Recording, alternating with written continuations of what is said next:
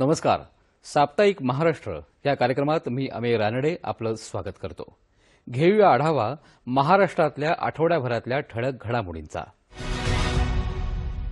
राज्यात गुंतवणुकीचा ओघ कायम असून त्यातून रोजगार निर्मितीला चालना मिळत आहे. नुकत्याच पुण्यात राज्य शासन आणि अॅग्रिको इंडिया यांच्यात झालेला सामंजस्य करार हा या दृष्टीनं महत्वाचा आहे. राज्य शासन आणि अग्रेको इंडिया कंपनीत झालेल्या सामंजस्य करारामुळे पुण्यात येत्या 10 वर्षात सुमारे 400 कोटी रुपयांची गुंतवणूक आणि सुमारे 1000वर थेट रोजगाराची निर्मिती होणार आहे. त्यासाठी या कंपनीला उत्कृष्ट कार्यपरिसर मिळण्याबरोबरच आवश्यक ते सर्व सहकार्य केलं जाईल असं मुख्यमंत्र्यांनी सांगितलं आहे.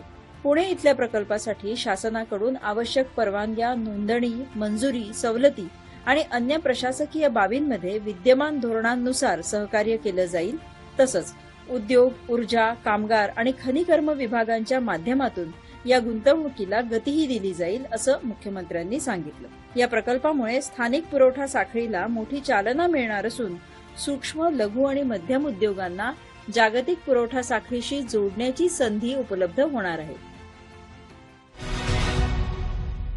युवकांमध्ये कौशल्य विकासाला चालना देण्याच्या दृष्टीनं राज्य शासन आणि दक्षिण कोरियातल्या प्रतिष्ठित संस्थेमध्ये 3 महत्वाचे सामंजस्य करार झाले आहेत.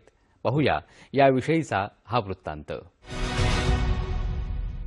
भारताची जवळपास 65% लोकसंख्या 35 वर्षांखालील असून हा वयोगट आपली खरी ताकद आहे. या वयोगटातल्या नवोन्मेषाचं मानवी संसाधनात रूपांतर करणं हे आपलं मुख्य ध्येय आहे असं मुख्यमंत्र्यांनी सांगितलं. राज्य शासनाचा कौशल्य, रोजगार, उद्योजकता आणि नाविन्यता विभाग आणि दक्षिण कोरियातल्या प्रतिष्ठित संस्थेमध्ये झालेल्या सामंजस्य करार प्रसंगी मुख्यमंत्री बोलत होते. महाराष्ट्र हे देशाचं ग्रोथ इंजिन आहे. राज्याची अर्थव्यवस्था सध्या $660 अब्ज असून ती लवकरच $1 ट्रिलियन वर नेण्याचं उद्दिष्ट आहे.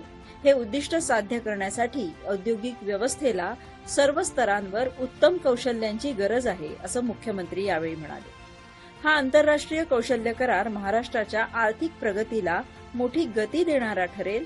हा करार केवळ कागदावरच न राहता त्याचं लवकरच प्रत्यक्ष कृतीत रूपांतर केलं जाईल असा विश्वासही मुख्यमंत्र्यांनी यावेळी व्यक्त केला. आता घेऊया धावता आढावा आणखीन काही महत्वाच्या घडामोडींचा. येत्या काळात महाराष्ट्र डेटा सेंटर हब बनण्याच्या तयारीत असल्याचं मुख्यमंत्र्यांनी सांगितलं. दावोस इथं जागतिक आर्थिक परिषदेमध्ये झालेल्या सामंजस्य करारांच्या अंमलबजावणीचा आणि राज्यातल्या डेटा सेंटर्स प्रकल्पांचा मुख्यमंत्र्यांनी आढावा घेतला. त्यावेळेस ते बोलत होते. सध्या राज्यातले डेटा सेंटर प्रकल्प प्रगतीपथावर असलेली गुंतवणूक या टप्प्यात असून त्यातून मोठ्या प्रमाणावर गुंतवणूक अपेक्षित आहे असं मुख्यमंत्री यावेळेस म्हणाले.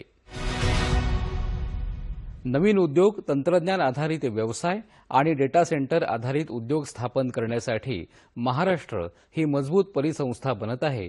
त्यामुळे संशोधन, नवोपक्रम आणि जागतिक अर्थव्यवस्थेमध्ये महाराष्ट्र भरारी घेत असल्याचा विश्वासही मुख्यमंत्र्यांनी व्यक्त केला. ते मुंबईत इमॅजिनेक्स 2026 या कार्यक्रमात झालेल्या मुलाखतीमध्ये बोलत होते.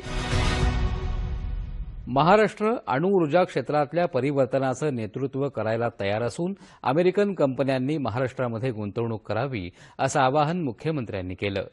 ते न्यूक्लिअर एनर्जी इन्स्टिट्यूटच्या बैठकीमध्ये बोलत होते.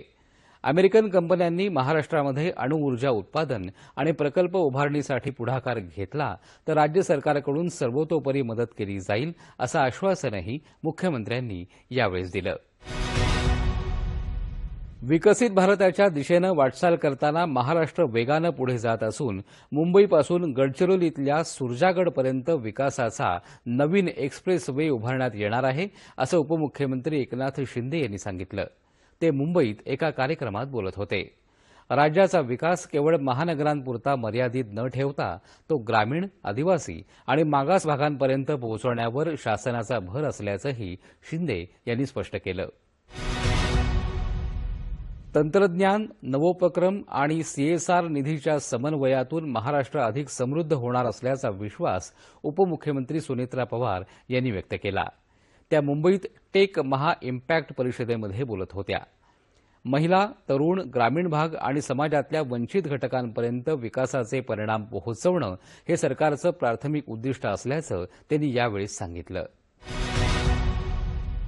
या होत्या राज्यातल्या गेल्या आठवड्याभरातल्या महत्त्वाच्या घडामोडी. पुन्हा भेटूयात पुढील भागामध्ये. तोपर्यंत नमस्कार.